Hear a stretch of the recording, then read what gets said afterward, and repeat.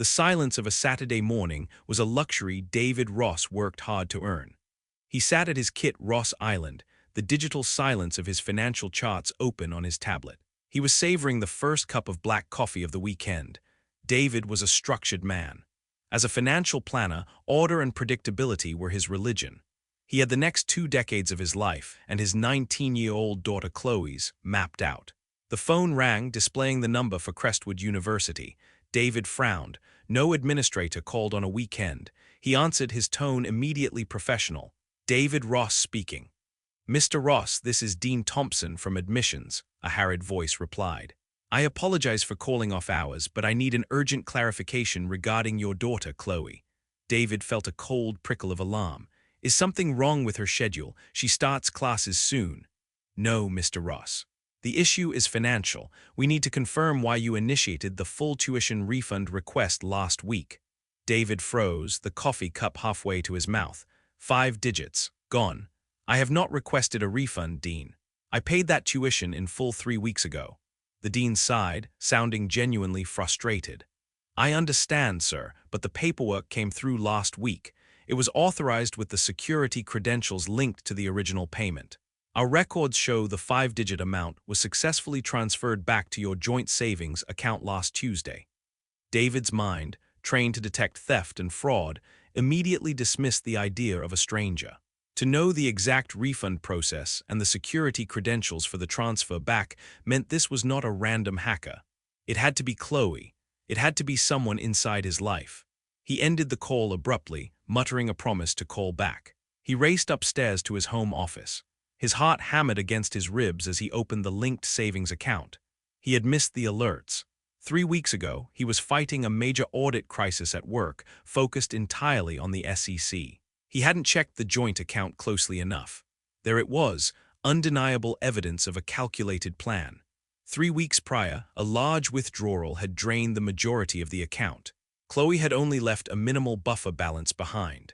Then, last Tuesday, after the dean confirmed the tuition refund had deposited back into the account, Chloe had immediately transferred out the refund and the remaining balance.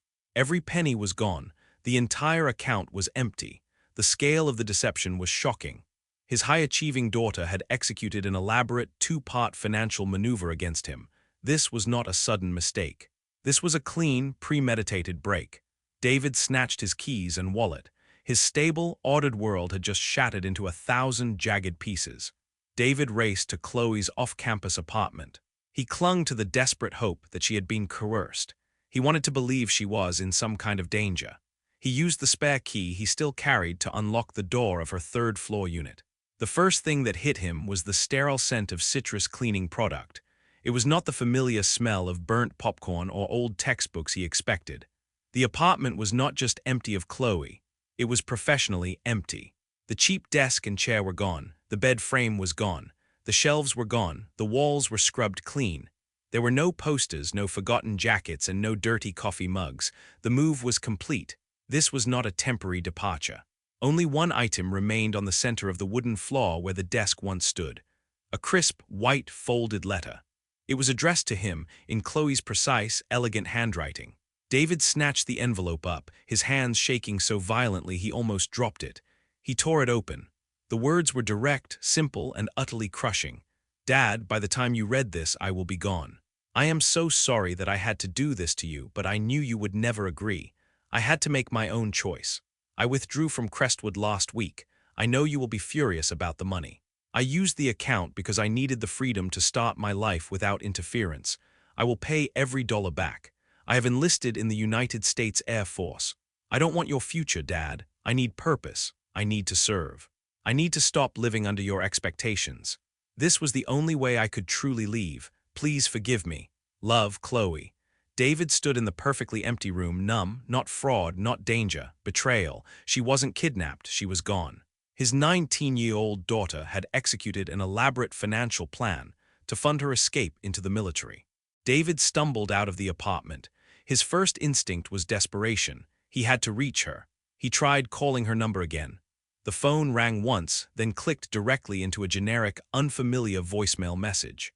Her phone was no longer active. She had cut the wire completely. He drove to the apartment of her closest friends. He found them together, watching television. He showed them the letter. He demanded to know where Chloe had gone, his voice cracking with fear and anger. They claimed total ignorance, but their eyes were shifty. They were clearly defensive. They kept repeating that Chloe had been stressed and unhappy, but insisted they knew nothing about the Air Force or the money. David realized they were covering for her. They weren't lying about where she was, but they were definitely covering up the reason she had vanished. They had been told not to reveal the full plan. He left, feeling a fresh wave of hurt. He realized how little he knew about his own daughter's inner life. He had been so focused on the financial plan for her future. He had been so proud of the structure he provided. But the structure had become a cage. He had been so blind to her unhappiness that she had been forced to plan an elaborate, secret escape. David drove aimlessly, the sun beginning its slow descent toward the horizon. He felt a profound sense of failure, not just of a plan, but of a relationship. David drove straight to the local Air Force recruiting office. He needed answers, and more importantly, he needed to stop the process. He found Staff Sergeant Alina Diaz sitting behind a desk late Saturday evening. She was calm and formidable in her uniform. David didn't waste time. He slammed Chloe's letter onto her desk. "My daughter, Chloe Ross, has been misled. I am her father, and I am demanding you tear up her enlistment papers immediately." He attempted to assert his non-existent parental authority over his adult daughter. David was used to commanding respect and control in the financial world, but here his power was meaningless. Sergeant Diaz picked up the letter and read it slowly. Her expression was neutral. "Mr. Ross," she said, her voice measured and professional, "I understand your distress, but Chloe is 19 years old. She is a legal adult. You have zero authority to intervene in her decision." She confirmed Chloe had come in, passed her tests, and completed her enlistment processing a week ago. She was scheduled to ship out Monday morning. David leaned over the desk, his voice shaking. "You don't understand. She's throwing away a full ride and a six-figure starting career. She is not thinking straight." "She is my daughter." Sergeant Diaz held up a firm hand. "Sir, with respect, Chloe has made an adult choice. She knew you would object, and she built defenses against that. That's why she went through this process privately." David slumped into a hard plastic chair. The sergeant's calm professionalism was more crushing than any shouting. He had lost control. Seeing David's genuine, raw distress, Sergeant Diaz offered a small gesture of humanity. "I cannot reverse her choice, but Chloe did mention that her father, a financial planner, would struggle with this. I will personally call her tonight, just to verify her morale and make sure she's still confident in her decision. That is the extent of my power here." David realized the finality of the decision. Not only had he lost his daughter to a secret plan, but he had lost his authority to a calm military professional. David drove back toward the student housing complex. He was no longer motivated by anger, but by a desperate need to understand the source of Chloe's unhappiness. He drove past Chloe's empty apartment and went looking for her suitor-mate. He remembered Chloe had mentioned Layla in passing conversations. He found Layla in her section of the shared apartment. She had stayed behind, clearly distraught by the upheaval. David did not shout this time. His voice was low, heavy with emotional pain. "Layla, I know you know something. Chloe is gone. She is shipping out to basic training Monday morning. I need to know why she felt the need to lie to me for this long." David's honest vulnerability was the key. Layla broke. She confessed she knew about the enlistment for weeks. She revealed that Chloe felt utterly suffocated by David's detailed life plans. "She was so tired of being the investment, Mr. Ross," Layla confessed, twisting her hands together. "She didn't want the business degree. She wanted a life where she could prove her own strength, not just follow a path you paved." Layla explained that Chloe had been profoundly inspired by a relative who found discipline and purpose in the military. It wasn't about money or comfort. It was about identity. Chloe told Layla that David always dismissed the military, calling it a fallback plan for people who lacked direction. This realization hit David harder than the financial betrayal. His actions, born of love and a desire for stability, had been interpreted as control and arrogance. He had been so blind, so certain of his superior plan, that he had driven his daughter away. The logical, professional man now had to confront the emotional truth. He had failed his daughter by refusing to see the person she wanted to become. David left the student complex and headed toward his car. He was exhausted, but he knew he couldn't stop now. Sergeant Dyers had given him the name of the destination city. It was the location of the regional MEPS, the Military Entrance Processing Station. He checked the map on his phone. The MEPS was located over 300 miles away, near the state's largest airport, where Chloe would catch her flight to LACKLAND AFB, Texas. He started driving overnight, his GPS humming softly in the darkness. The silence in the car was heavy with failure. He used the long, solitary hours on the highway to confront his own mistakes. He forced himself to review the past few years, not as a father who provided, but as a parent who controlled. He remembered a specific instance that Layla's words had triggered. Chloe at 17, excitedly showing him a documentary about military fighter pilots. He had dismissed her excitement with a casual, devastating tone. "That's nice, honey, but let's focus on your college applications and the GMAT." The memory now felt like a prophecy he had proudly refused to see. He realized the bitter irony. He was a financial planner whose entire life was built on ensuring security, yet his obsession with stability had inadvertently created an environment of fear. That fear had forced his daughter into this calculated deception. He was driving over 300 miles, not to save her, but because this was his absolute final chance to speak to the woman she had become in secret. David arrived at the regional MEPS facility early Sunday afternoon, just as the window for recruit check-in began. He was exhausted from the 300-mile drive, but the adrenaline kept him upright. He found the small, designated family waiting area near the processing entrance. The air inside was tense, filled with nervous energy from the departing recruits. After a few minutes, he spotted her. She stepped off a bus with a small group of recruits. She looked resolute, ready. He stood up, his legs shaking. "Chloe," she stopped. Her name on his lips was heavy with the weight of their history. She walked toward him, leaving the other recruits behind her. "Dad, how did you find me?" she asked, her voice quiet but steady.